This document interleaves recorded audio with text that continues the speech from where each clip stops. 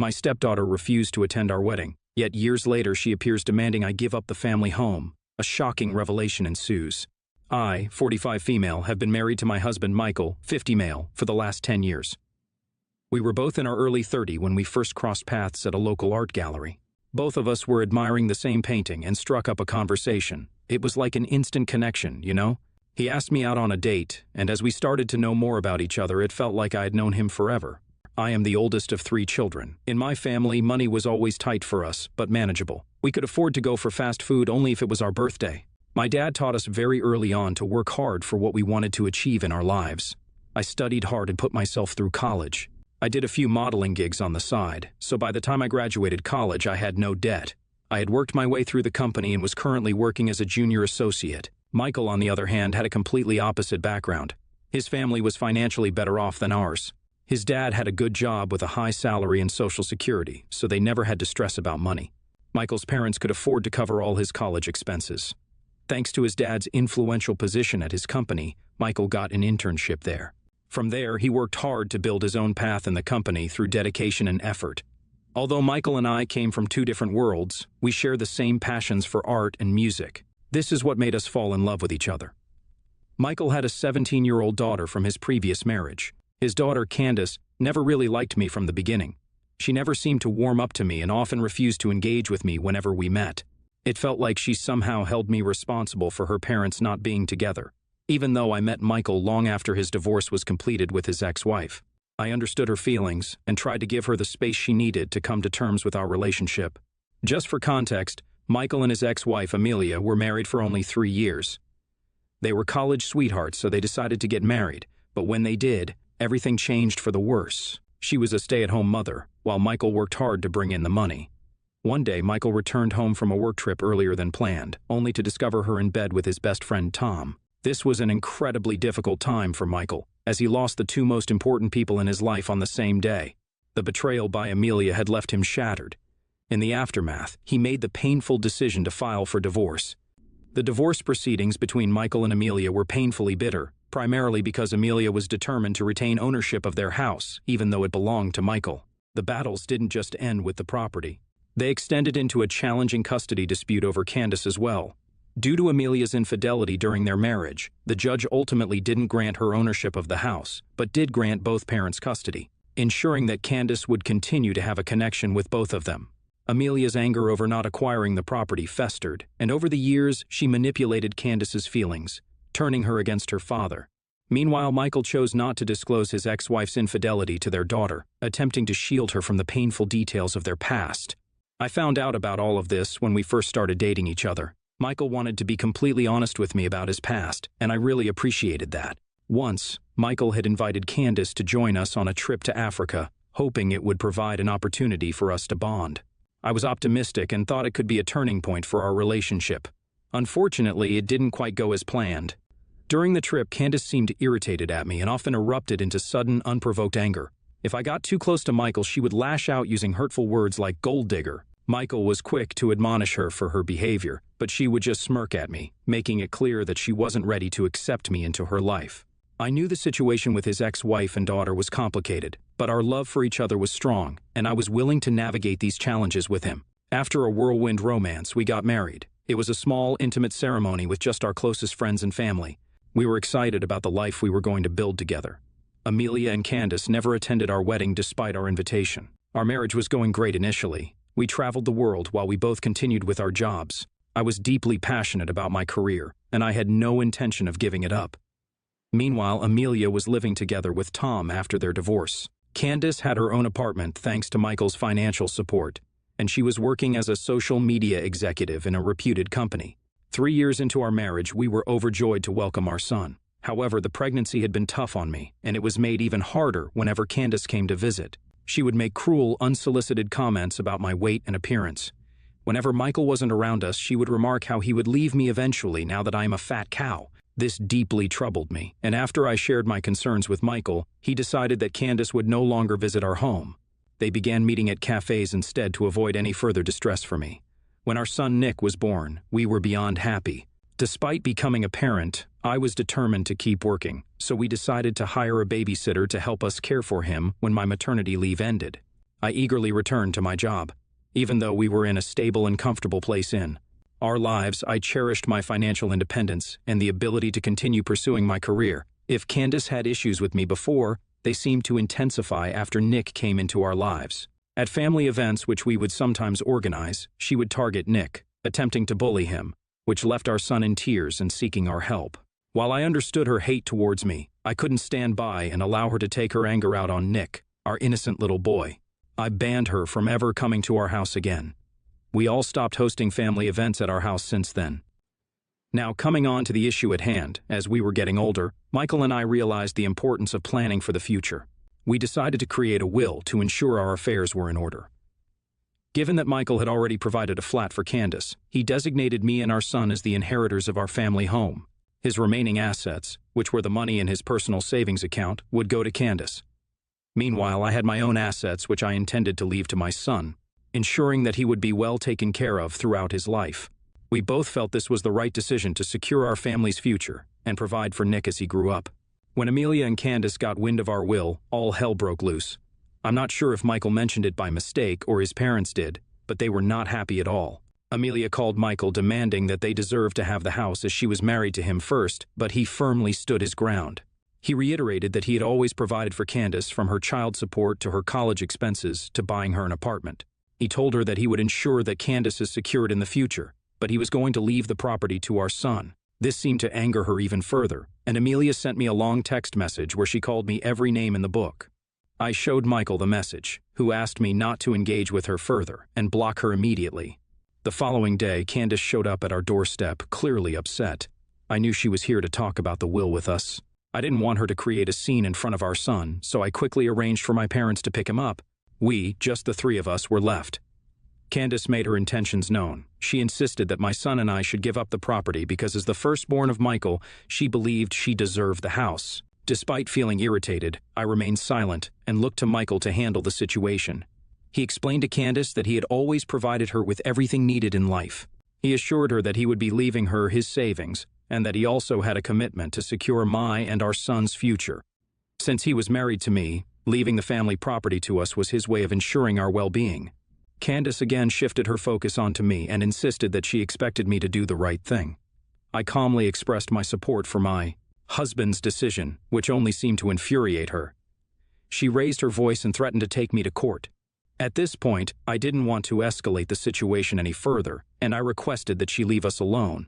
As anticipated, in a few weeks I received a legal notice informing me that both Candace and Amelia were taking me to court over the property. Their accusations included the claim that I married Michael for his money and had manipulated him into taking away their family property. Michael and I consulted our lawyer, and we were assured that Candace and Amelia didn't have strong legal grounds to support their claims. However, despite the legal advice, I couldn't shake my worries, particularly because I didn't want our son to experience the drama surrounding this family dispute. As the court date approached, the tension in our household grew. In court, Amelia's lawyer was relentless in their efforts to assert that Michael needed to prioritize his first child, Candace, above all else. Their argument centered on pushing for a full-blown trial to determine the property's ownership. Since we lived in Colorado, the legal system required us to go through a jury trial, which only added to the complexity of the situation. The looming court trial had both Michael and me on edge, especially since Amelia's lawyer was resorting to some dirty tactics, digging up our past to make their case in court. Our own lawyer was doing his best, but the situation was undeniably stressful. During this time, out of the blue, we received an unexpected call from Tom, who insisted on meeting us at home.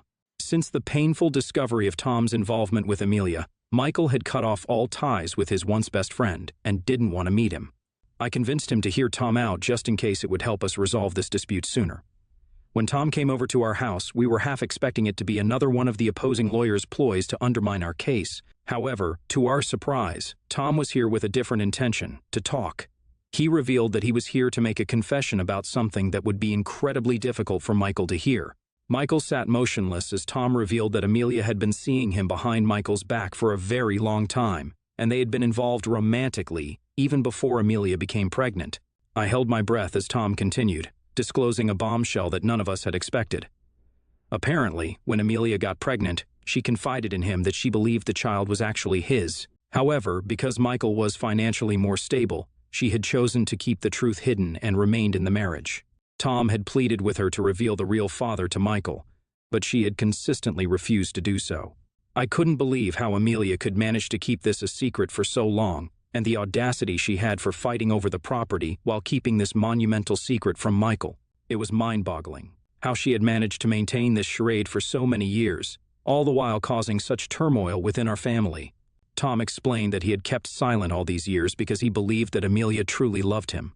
However, witnessing the pain that we were going through because of the court trial, he finally saw her for who she really was. He started weeping, asking Michael to forgive him. Michael, still in a state of shock, sat there silently. I was filled with anger and frustration, especially seeing the emotional turmoil that my husband was going through. This man believed his whole life that Candace was his daughter, and now he was being told that it was all a lie. I had chosen to remain silent in the past whenever Amelia and Candace were rude to me, as I wanted to maintain a cordial relationship with them. However, with the truth now out in the open, there was no point in continuing this charade. I promptly contacted our lawyer and relayed the confession Tom had made.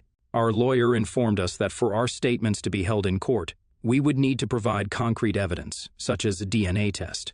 So, we decided to invite Candace over for dinner, using the pretense of wanting to meet her. Our plan was to discreetly collect a glass or a spoon from her for a test which would help strengthen our case. Candace, though surprised, agreed to come over. Her demeanor was as rude as ever, and she continued to belittle me and my son. She remained confident that she and her mother would win the case, taunting me that I would be losing everything soon. I chose to ignore her comments, hoping that this would be the last time we would need to endure such behavior. After she left, we immediately reached out to our lawyer so he could collect Candace's cup for a DNA test. On the day we were scheduled to appear in court, we received the news that Tom's confession was accurate. Candace was indeed his daughter.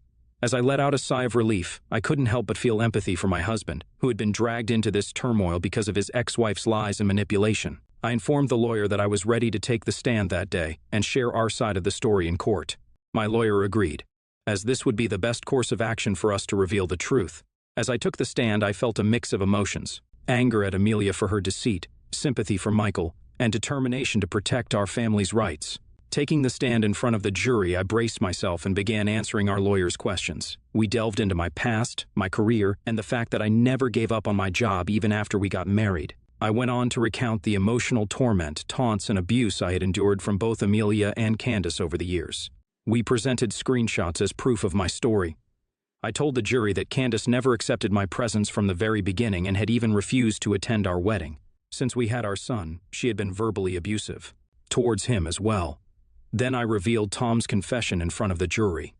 I spoke about how we found out who Candace's real father was, and the dirty secret that Amelia had kept hidden from everyone for so long. Candace looked at me in disbelief, and I watched her exchange angry whispers with her lawyer. Our lawyer then showed everyone the DNA results which proved what I had just said. I looked at Amelia's face in satisfaction as she realized she couldn't escape the truth of her past anymore. Candace, on the other hand, looked shocked, as if her world was crumbling, just as ours had when we first learned the news. The emotions in the courtroom were raw. Now that everything was out in the open, there were no grounds for Amelia and Candace to stand on.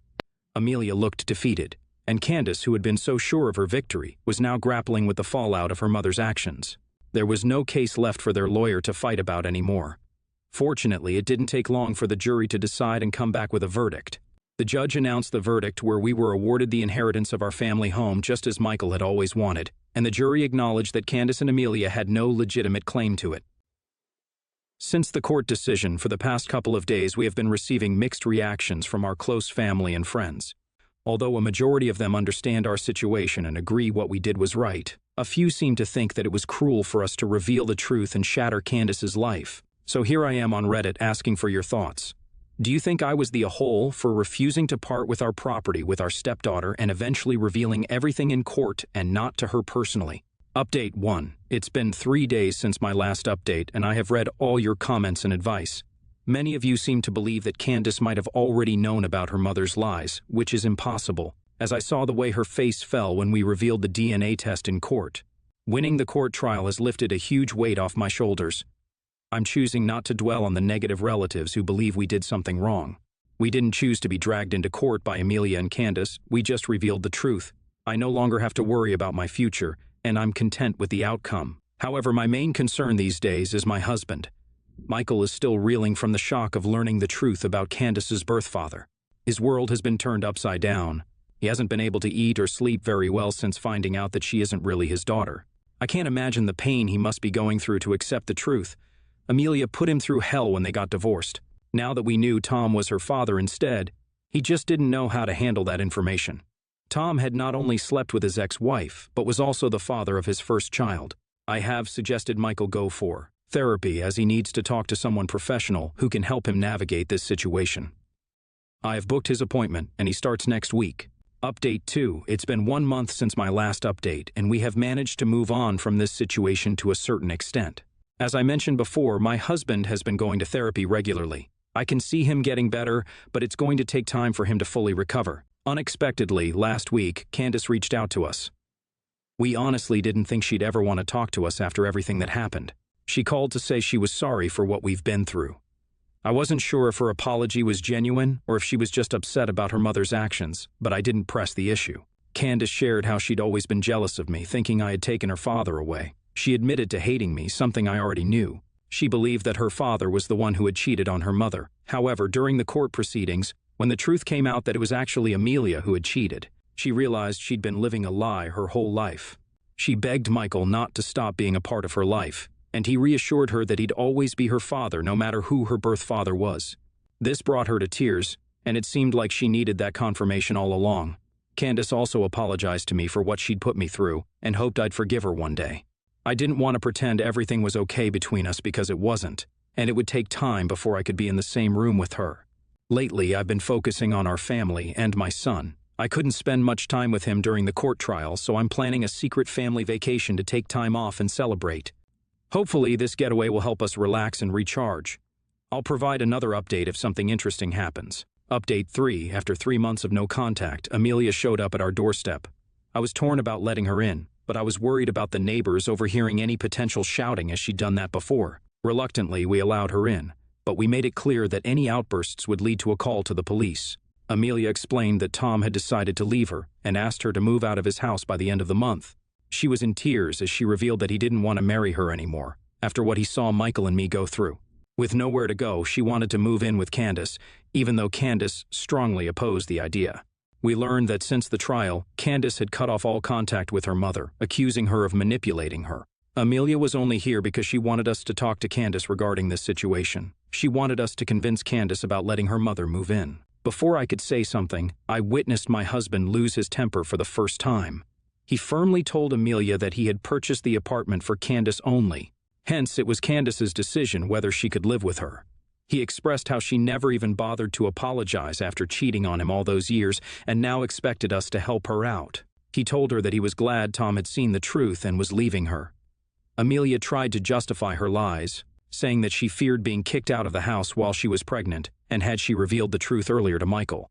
I couldn't listen to her excuses any longer, so I asked her to leave. I felt we had given her a fair chance to explain herself, and there was no point in prolonging the conversation. After Amelia departed, Michael reached out to Candace to warn her about the possibility of her mother forcing her to let her stay in the apartment. He emphasized that if she allowed it, there would be no way to make Amelia leave. Candace assured him that she had no intention of allowing that. She planned to change the locks to prevent Amelia from entering and would inform her mother that she was unwelcome. As for me, I've had my fill of this drama lately. I have been discussing with Michael the idea of selling our family home and relocating to another state to escape this turmoil. I had emphasized that, for the sake of our son and our marriage, we needed to seriously consider this move.